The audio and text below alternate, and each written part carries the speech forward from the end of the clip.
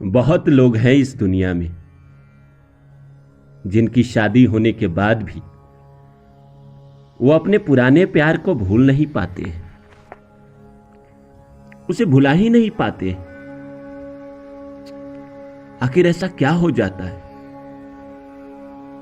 कोई क्यों शादी के बाद भी अपने पुराने प्रेमी को भुला नहीं पाता है?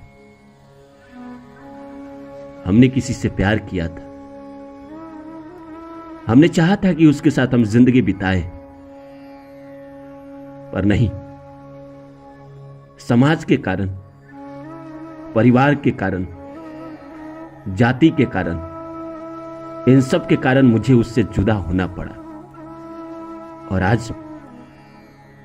आज मैं किसी और के साथ जी तो रही हूं, पर आज भी दिल उसे ही याद करता है, उसे ही प्यार करता है। दिल तो बस चाहता है कि वो किसी तरह मेरे पास आ जाए। मैं नहीं जानती कि ये समाज के हिसाब से सही है या गलत। क्या बताए दिल को? दिल को पता थोड़ी है कि समाज के हिसाब से क्या सही और क्या गलत। दिल तो बस चाहता है किसी को। और मेरी क्या गलती है कि शादी के 5 साल, 10 साल, 15 साल बाद भी अगर मैं किसी को नहीं भूल पा रही हूं या नहीं भूल पा रहा हूं, कारण जो भी हो, हमने शादी तो किसी और से कर ली, हमारे बच्चे भी हो गए, पर दिल आज भी उससे प्यार करता है। मन करता है उससे मिलने को, चुपके से उसके नंबर पे उससे बात भी कर लेती हूं। बात भी करता हूं मैं चुपके से अपने बीवी और अपने बच्चे को बगैर बताए हुए, अपने पति और अपने बच्चे को बगैर बताए हुए मैं बात करती हूं उससे आज भी, क्योंकि मुझे उससे बात करके बहुत अच्छा लगता है। भले हम जुदा हो गए, लेकिन मेरा दिल तो आज भी उसे ही याद कर रहा है ना। कभी कभी मैं सोचती हूं कि मैं क्यों नहीं उसे भुला देती। मेरी अब नई दुनिया है, मेरा अपना परिवार है, मेरे बच्चे भी हैं, और ये बच्चा मेरे प्रेमी से नहीं, मेरे पति से ही है। फिर भी दिल उसे याद करता है। कई लोग होते हैं दुनिया में कि जो शादी के बाद भी अपने पुराने प्रेमी से या प्रेमिका से चुप चुप के मिल लेते हैं। समाज के हिसाब से इसे गलत समझा जाता है। समाज इसे अलग अलग नाम से पुकारता है, लेकिन शादी के बाद पुराने प्रेमी या प्रेमिका से मिलना क्या गलत है या सही है? क्या है इसका मेन कारण कि शादी के बाद भी मुझे उससे मिलने की जरूरत पड़ गई? समाज भले आज मुझे ताना दे रहा है कि मैं कलंकी हूं, मैं चरित्रहीन हूं, और भी बहुत सारे शब्द जो सुनकर कान बहरे हो जाए, ऐसे शब्द से संबोधित किया जाता है अगर कोई लड़की शादी के बाद अपने पुराने प्रेमी के साथ दिख जाए तो। मेरा सवाल आज का यह है कि क्या शादी के बाद लोगों को अपने पुराने प्रेमी या प्रेमिका से मिलना चाहिए या नहीं चाहिए? इस विषय पे हम आज बात करेंगे। हम ये नहीं कहेंगे आज कि आप उससे कितना प्यार करते थे, क्यों उससे आपको जुदा होना पड़ा। वो पता है आपको, वो सब जानते हैं आप, सब जानती हैं आप, क्या घटना घटी आपके साथ कि आपको अलग होना पड़ा। कौन सा कारण बना, परिवार का, जाति का, अमीरी का, गरीबी का, रूप का, कुरूप का कोई भी कारण बना, तभी आप आज किसी और के साथ जी रहे हैं, किसी और के साथ आप जी रही हैं। तो आइए आज के विषय पे बात करते हैं। तो नमस्कार दोस्तों, मेरा नाम है रानू बाबू और जैसा कि आप सभी जानते हैं कि मैं आपके लिए कहानी, कविता और मोटिवेशनल वीडियो लेकर आता हूं। इसी श्रृंखला में आज लेकर आया हूं कि शादी के बाद पुराने प्रेमी से मिलना सही है या गलत। तो आइए इस विषय पे बात करने से पहले आप सभी से आग्रह है कि आप मेरे चैनल को सब्सक्राइब कर दें और जितना हो सके शेयर करें। तो आइए शुरू करते हैं। दोस्तों, हम जब टीनेजर में होते हैं, जब हमारी उम्र 15, 17, 18, 20 साल होती है, तो हमें किसी न किसी से प्यार हो जाता है। वो हमारी ज़िंदगी बन जाता है। किसी को अच्छा प्रेमी मिलता है, किसी को बुरा। जिसका बुरा प्रेमी होता है उसका उसी समय प्रेम टूट जाता है। फिर वो ज़िंदगी में किसी और से प्रेम करती है, फिर उसे धोखा मिलता है, तब वो तौबा कर लेती है कि शायद मैं अब किसी से प्रेम ही नहीं करूँगी। मैं आज इस तरह के लोगों की बात नहीं करूँगा, मैं आज उनका बात करूँगा जिनका प्रेम जीवन सफल रहा। जब हम टीनेजर में होते हैं तो हमें किसी न किसी से ज़रूर प्यार हो जाता है। ये कहना मुश्किल है क्योंकि सबको नहीं होता है। बहुत सारे लोग ऐसे हैं दुनिया में जिनको प्यार नहीं मिलता है या होता ही नहीं है।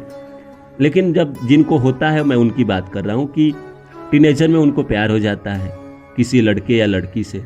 दोनों साथ साथ मिलते हैं, कहीं जाते हैं, बैठते हैं, सिनेमा जाते हैं, फिल्म जाते हैं, रेस्टोरेंट जाते हैं, पार्क जाते हैं, बात करते हैं, दिल की बात करते हैं, एक दूसरे को स्पर्श करते हैं, प्रेम करते हैं। दोनों एक दूसरे को बहुत पसंद करते हैं, एक दूसरे का केयर रखते हैं। अचानक से फिल्म की तरह एक कहानी आ जाती है। कहानी ये आ जाती है कि आपके परिवार वाले को ये बात पता चल जाता है और आपके परिवार वाले आप दोनों को अलग करना चाहते हैं। लाख कोशिश के बाद भी आप दोनों एक नहीं हो पाते हैं, क्योंकि आपकी जाति अलग है, आपका धर्म अलग है, या आपका औकात बड़ा है या छोटा है।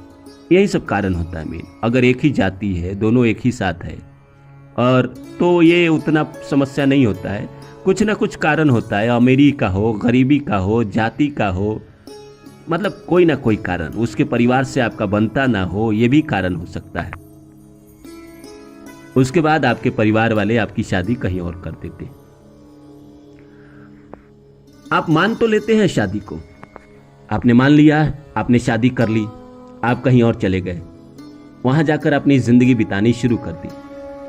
पति के साथ आपकी जिंदगी अच्छी चल रही है, पति आपको केयरिंग मिला है, पत्नी आपको केयरिंग मिली है, वो ख्याल भी रखती है आपका, वो थोड़ा सा करियर ओरिएंटेड है, थोड़ा सा जीवन में सफलता के पीछे भागने वाले हैं। आपको थोड़ा अकेलापन फील होना शुरू हो जाता है और आप पुराने प्रेमी और प्रेमिका की तरफ भागना शुरू कर देते हैं। आप उसे भुला नहीं पा रहे होते हैं। चुपके से जब आपका पति या पत्नी कहीं और रहती है या रहता है, तब उससे बात करना शुरू कर देते हैं। बातचीत का सिलसिला शुरू हो जाता है। फिर आप लोग मिलने की जिद करते हैं। शादी का 2 साल हो गया, आपको एक बच्चा भी हो गया, तो भी आप मिलने की जिद करते हैं, क्योंकि आपको लगता है कि उससे बेहतर आपके लिए दुनिया में कोई बना ही नहीं है, और उससे अलग करके ईश्वर ने आपको बहुत बड़ा दंड दिया है। मुझे कभी कभी समझ में नहीं आता है कि हर इंसान के जीवन में जब भी मुसीबत आता है तो हर इंसान ईश्वर पे ही सारा ब्लेम क्यों करता है। हर कुछ ईश्वर करेंगे।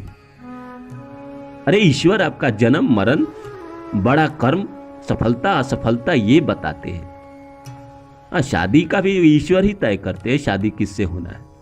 प्यार पेंडिंग कर्मा का रूप में प्यार आया था, उसे जाना था, इसीलिए उसकी शादी आपसे नहीं हुई। इस बात को आप समझ जाइए।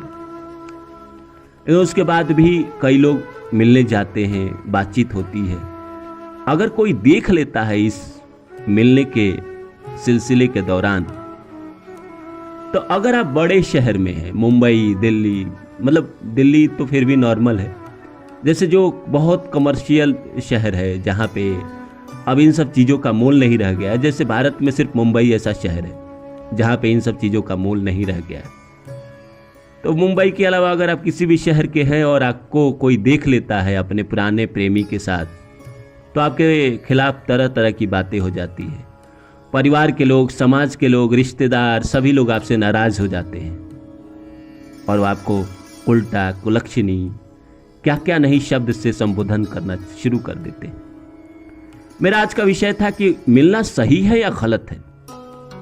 देखिए, अगर मैं सच बात कहूं तो शादी के बाद अगर आप बहुत समझदार इंसान हैं तो पुराने जीवन का त्याग कर देना ही आपके लिए भलाई है। और अगर आप उसके बगैर नहीं रह सकते तो आप अपने पति को छोड़ दीजिए। अगर जिंदगी में अगर आप किसी एक के साथ ईमानदार नहीं हैं तो आप किसी के साथ ईमानदार नहीं रह सकते। दो नाव पे कभी भी सवारी नहीं हो सकती। इसीलिए या तो आप अपने पति से दूर हो जाइए और उसे जिससे आप प्यार करते हैं उसके साथ जिंदगी बिताना शुरू कर दीजिए, या जो आपका पुराना प्यार है उसे हमेशा हमेशा के लिए भूल जाइए, क्योंकि आपके सामने जिंदगी पूरी पड़ी हुई है। आपके बच्चे हैं, करियर है, पैसा है, और भी जिंदगी में गम है मोहब्बत के सिवा। तो आप उन सब पर अब अपना ध्यान दीजिए। जिंदगी में हो गया ना, अगर आप प्रैक्टिकल रूप से समझेंगे प्यार को ना,